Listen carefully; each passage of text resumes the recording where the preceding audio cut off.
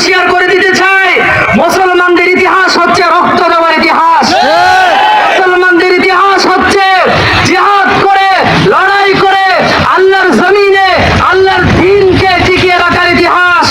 আমরা বলতে চাই, মুসলমানরা জাগো। আজকে মুসলমানদের কণ্ঠের আওয়াজ নিচু হয়ে গেছে বলে কাফের মুশরিকরা আজকে আমাদের বিরুদ্ধে লাল চক্ষু দিয়ে তাকানোর সাহস পায়।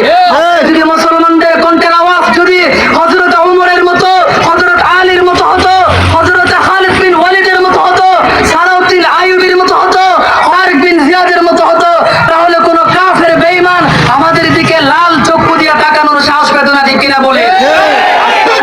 হিন্দু আমাদেরকে জানায়, উগ্রবাদী হিন্দু আমাদেরকে বলে চট্টগ্রাম তারা নিয়ে যাবে, খুলনা নিয়ে যাবে, কুমিল্লা নিয়ে যাবে। আমরা বলতে চাই, আসো আসো, আমরা খেলতে প্রস্তুত আছি।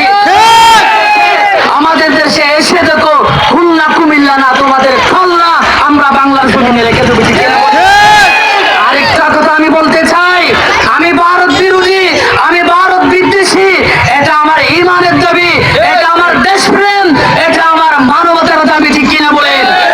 আমি যদি পরিচয় দিতে না পারি আমি ভারত বিদ্বেষী, আমি ভারত বিরোধী, এটা যদি আমরা পরিচয় দিতে না পারি তাহলে বোঝা যাবে আমার ভিতরে ইমান দুর্বল, ঠিক কিনা বলে? আমরা এই অনুষ্ঠান থেকে পরিষ্কার ভাষায় ঘোষণা দিতে চাই এবং অন্তর্বর্তীকালীন সরকারকে উদারত আহ্বান জানাতে চাই, অবিলম্বে এই বাংলার জমিনে উগ্রবাদী হিন্দুত্ববাদী সংগঠন ইসকনকে অবিলম্বে নিষিদ্ধ করা হোক, ঠিক কিনা বলে? আমরা হয়তো সাময়িক ধৈর্য ধারণ করেছি, এই ধৈর্য সবসময় থাকবে না।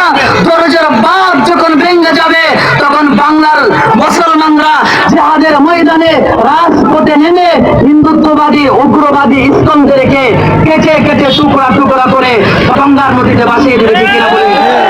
আমি আজকে আমার বক্তৃতা শেষ করতেছি ছোট্ট একটা কথা বলে, ভারতের আধিপত্য ছাড়ো, গজওয়াই হিন্দের অস্ত্র ধরো, ঠিক কিনা বলেন?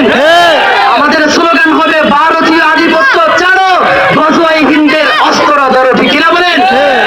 আমি আমার বক্তব্য শেষ করলাম। আলহামদুলিল্লাহ রাব্বিল আলামিন। ইসকনের দালালেরা হুঁশিয়ার